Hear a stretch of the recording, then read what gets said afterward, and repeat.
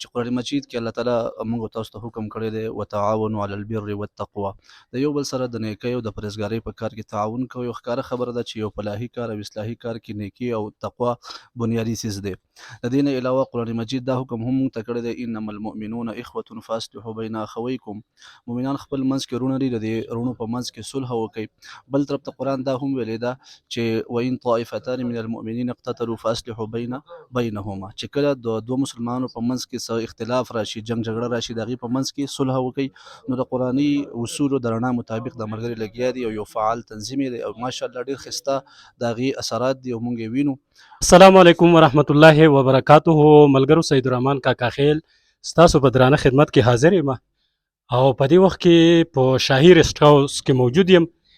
زما سره په څنګ کې د فلاحي تنظیم ډېر ستر غړي ممبران موجود دي او یو شاعر وایي رحمان بابا وایي هغه ځوان د قبیلې د سترګو تور وي، هغه ځوان د قبیلې د سترګو تور وي چې ماضي وي بې داغه ګزار یې سم وي.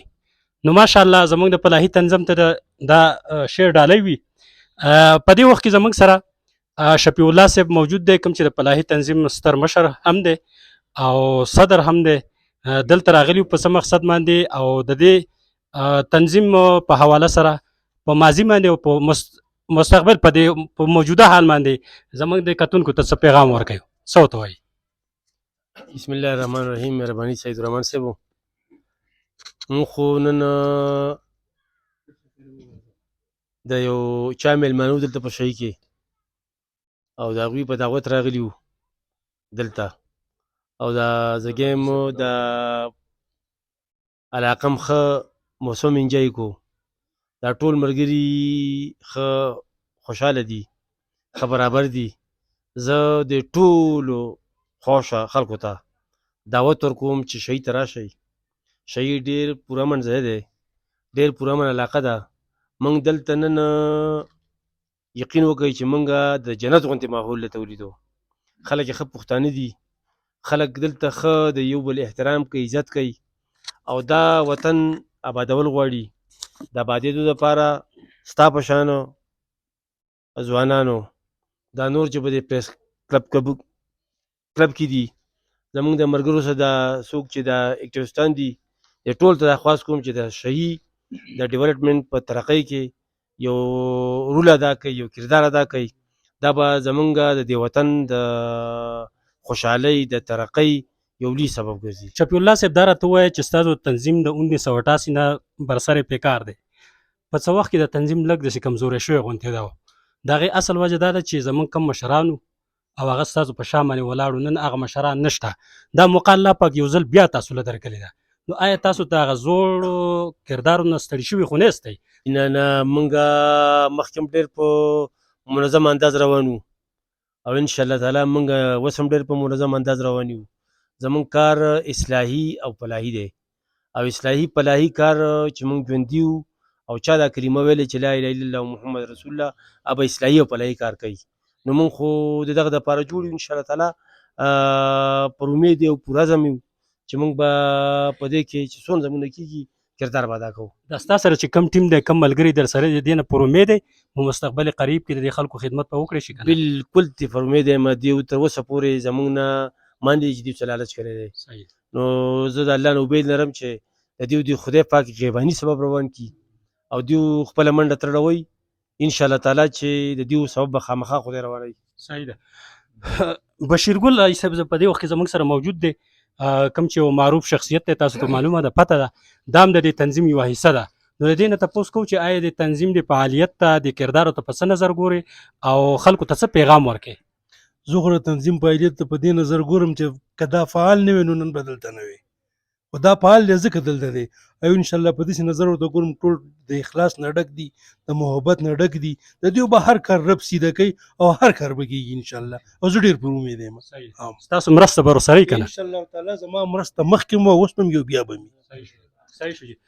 د تنظیم دلته نور مشران هم زموږ سره موجود دي، خو زه به د جنرال سیکرټري احسان الله صاحب نه د کارکردګۍ په حواله سره تپوس کوم چې آیا د تنظیمي نو چې کوم شوی دی تقریبا 1 کال پوره شو، دا که زموږ سره مختصر غونډه کې د دې تنظیم په حواله د کارکردګۍ په حواله چې د خلکو ته کم ریلیف ورکو او خلک څومره خوشاله کړي. په دغه باندې زموږ سره څه مختصر خبره کوئ.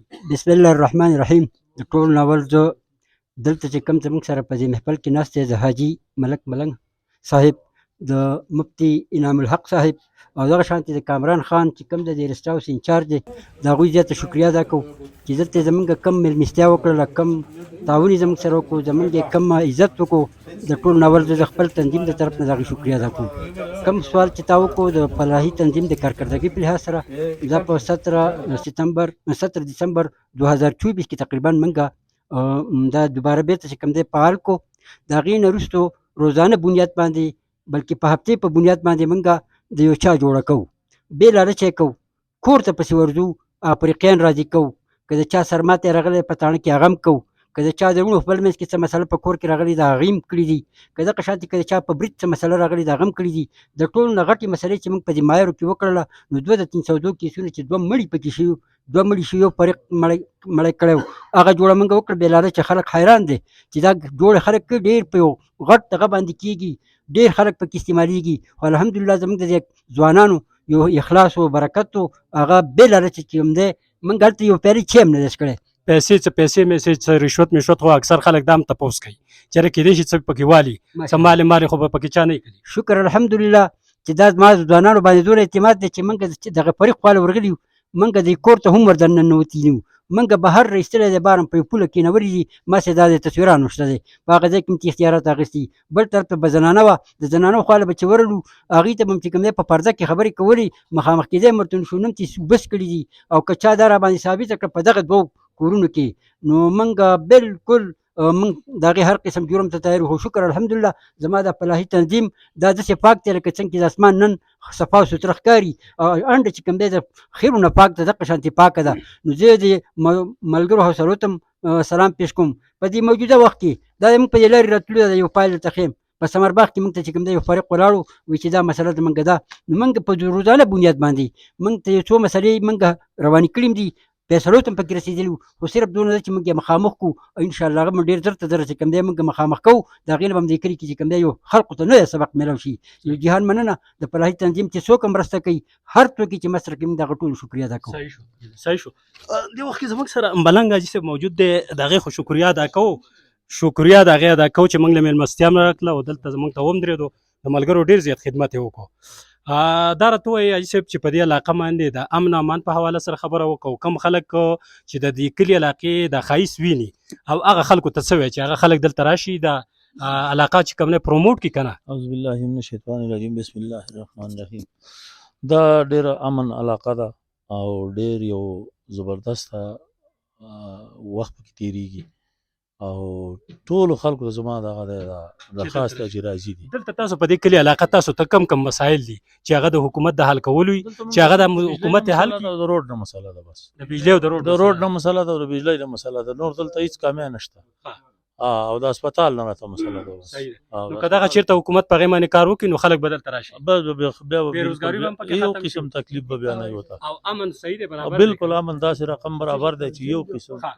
د تنظیم د کم ملګري چې دلته راغلي دي، د دې د محبت او د دې د ناستې ولاړې ته په څه نظر ګورئ، او عامو خلکو ته د اتفاق او اتحاد په حواله سره څه پیغام؟ زما خلکو ته د دې نه یو ښه سبق والي چې دا یو ډېر ښایسته پروګرام دی د غریبانو د همن، دا ډېر یو ښایسته لینډ یو روان کړی، دا داسې پارځه کې نه هم شته دی، دا صرف په دغه معیارو کې دی او د دې اتفاق دی، اتحاد دی، بس د ګلګي ته پورې د لاوره پورې او د پنډۍ پورې دا ټول ملګري دي او په یو خوله دي او په یو لاس دي، بس دا ډېر محبت دی او دغه نشته. دا موږ کې د دې د کارکردګۍ پیر کې دا خلک نشته، او لکه ټوله مکمل دا یو د معیارو خلک دی، بس ستاسو به سره دعاګانې ټوله زما ورسره دعایي، زه اوس یم مخکې نه اوس یم انشاءالله چې هر قسم واس کوم، او زما د ورونو دوستان دي، ټول زما د ورور دوستان دي، غونډ او ډېر زیات زما خوښ دي، بس بس بله ورځ به دعوت ورکوې که نه؟ بالکل له خیره سره په مخه دعوت دی، له خیره سره په مخه چې زه یم ټول دعوت دی انشاءالله. صحیح شو. زه خوشحاله یم چې نن زموږ دا تنظیم والا راوتي دي او په چکر باندې راوتي دي، او شکر الحمدلله زموږ خپل منځ کې اتفاق دی. موږ دا تنظیم دا مشران چې کوم هلې ځلې کوي، دا د خلکو نه هغه کلاشنکوف اخلي او امن طرف ته راغواړي. لکه دا ورته نه وایي چې زه ورسره په مورچه کې ولاړ یم او زه دې ملګری یم، بلکې دا ماشین دې اخلي ورته وایي چې راشه صلح ته کښېنه. او په دغه وجه باندې زمونږ د معیارو شکر الحمدلله ډېرې مسلې 302 کیسونه ختم شول، ډېرې جنګ جګړې وشوې، هغه د دې تنظیم د برکته الله پاک ختمې کړې. نو زه د خپل تنظیم د مشرانو شکریه ادا کوم چې دوی داسې هر ټیم تابعدار او دغه یي د دې خلکو د عوامو د خدمت لپاره. الله دې خوشحاله او کامیاب لري. سیداور خان صاحب سینر نائب صدر زموږ د فلاحي تنظیم او مخکینی غړی دی، تاسو څه وایي د تنظیم په حواله سره څه وایي؟ بس د ټولو نه اول خو موږ ستاسو شکریه ادا کوو او دویمه خبره دا ده چې بهي زموږ د تنظیم کارکردګي ټولو دنیا ته معلوم ده، خصوصا د جندول خلکو ته معلوم ده. دا ملګري ډېر په اخلاص سره روان دي، خو زه خپل کلي نه د علاقې د مشرانو دا توقع کوم چې انشاءالله د داسې خلکو په ملا باندې ودرېږي، په شا باندې ودرېږي چې هغه بې لالچه کار کوي، خپل وخت خرابوي، خپل ټایم خرابوي او زما او ستا درد ته او زما او ستا کوڅې ته راځي او د شپې او د ورځې. لہذا داسې خلک ډېر کم پیدا کېږي او دنیا به دا چې د ښو خلکو د مخ آباده ده که نه. اوس دا پته نه لګي چې د خدای پاک موږ په کوم عمل باندې بخي، خو په هر حال چې کوم ملګري راغلي د دې د اخلاص نه ډک دي او الله دې دا اخلاص زموږ او د ټولو قایم او دایم لري. او مقصد دا دی چې د خپل منځ کې چې څومره زموږ نه کېږي د یو بل سره تعاون وکړه، الله به دې ډېر خوشحالېږي. ماشاءالله بارک الله. زموږ سره مفتي انعام الحق صاحب موجود دی. انعام الحق صاحب تاسو ته خو هر کلیم درته وایو او تاسو زموږ د دې فلاحي تنظیم د مشرانو دا ناسته ولاړه هم ولیده، تاسو سره لږ ټیم هم پاس کو. دا راته وایي چې دې خلکو د فلاحي تنظیم د کلي علاقې د ټوټه پوټه مسایلو هغه بیړۍ په سر باندې چوته کړې ده، ځکه چې خپلې پیسې خرج کوي، خپل وخت خرج کوي، خپل دکانونه چې کم دی نو بند کړي، دا خو د روزګار والا خلک دي. نو آیا د دې خلکو د ستړي ته په څه نظر باندې ګورې او د دې تنظیم په اهمیت او په دې کردارو باندې تاسو څه وایي؟ بسم الله الرحمن الرحیم. سعید بھائی د ټول نه اول ستاسو او دستک جندول چینل ټیم ډېر شکریه ادا کوم چې موقع راکړه او د دې نه وروستو د فلاحي اصلاحي تنظیم چې څومره مشران دي، صدر صاحب دی، نور څومره مشران دي، د ټولو شکریه ادا کوم چې پرې پروګرام کې مونږ ته هرکلی ووې او شرکت موقع راته پکې راکړه. د دوی دا کار په اسلامي توګه باندې او په روایتي توګه باندې او زمونږ د معاشرې په لحاظ سره انتهایی ډېر زیات اهم دی. قرآن مجید ته چې مونږ وګورو نو دا د هغې د مسلم اصولو نه ثابته خبره ده چې قرآن مجید کې الله تعالی مونږ تاسو ته حکم کړی دی وتعاونوا علی البر والتقوى، د یو بل سره د نیکۍ او د پرهیزګارۍ په کار کې تعاون کوي. او ښکاره خبره ده چې یو فلاحي کار او اصلاحي کار کې نیکي او تقوا بنیادي څیز دی. د دې نه علاوه قرآن مجید دا حکم هم مونږ ته کړی دی انما المؤمنون اخوة فاصلحوا بین اخویکم، مؤمنان خپل منځ کې وروڼه دي، د دې وروڼو په منځ کې صلح وکړئ. بل طرف ته قرآن دا هم ویلی ده چې وان طائفتان من المؤمنین اقتتلوا فاصلحوا بینهما، چې کله د دوه مسلمانانو په منځ کې څه اختلاف راشي، جنګ جګړه راشي، د هغې په منځ کې صلح وکړئ. نو د قرآني اصولو د رڼا مطابق د ملګري لګیا دي او یو فعال تنظیم دی او ماشاءالله ډېر ښایسته د هغې اثرات دي او موږ یې وینو. ډېرې ستونزې او ډېر مشکلات د هغې سره حل شو. د دې نه علاوه د رسول الله صلی الله علیه وسلم په تعلیماتو کې او په حدیثو کې هم د دې ډېر زیات فضایل راغلي. تر دې پورې رسول الله صلی الله علیه وسلم فرمایي لیس الکذاب الذي یصلح بین الناس، هغه سړی دروغجن هم نه دی چې د خلکو په منځ کې صلح کوي. فینوي خیره او یقول خیره، د خیر خبره خوري، د خیر وینا کوي، یو بل سره خبره برابري. نو په دې توګه باندې دا یو ډېر مقدس کار دی، یو بهترین کار دی او زموږ به کوشش ان شاء الله خپل دعاګانو سره سره چې څومره زموږ طرف نه تعاون کیږي ان شاء الله موږ سره خپل تعاون هم جاري ساتو. ملګرو تاسو د مشرانو خبرې واورېدې او زموږ د فلاحي تنظیم او د ځینو ملګرو خبرې هم واورېدې. زموږ د دې ټولو مقصد دا یو دی چې تاسو کم از کم کوشش کوئ چې په خپل منځ کې خو اتفاق اتحاد راولئ. که چېرته ستاسو ټوټه پوټه مسلې راځي نو اول خو د یو بل سره برداشت کوئ، او که چېرته مثال په طور باندې ستاسو برداشت نه کېږي نو هغه مسلې خیر دی د فلاحي تنظیم د مشرانو ته راوړئ. دا ستاسو د حل کولو دپاره خپل وخت ته نه ګوري، خپلو پیسو ته نه ګوري او هغه صلاحیتونه ستاسو په کار باندې راولي. تاسو د دې لپاره د روغ صحت دعاګانې هم کوئ. کله چې دا مشران په صحت باندې روغ وي نو ستاسو مسلې به حل کوي. ډېره مهرباني، الله مو ښاد او آباد ساته. په دعاګانو کې مو یاد ساتئ. د لوی الله په امان.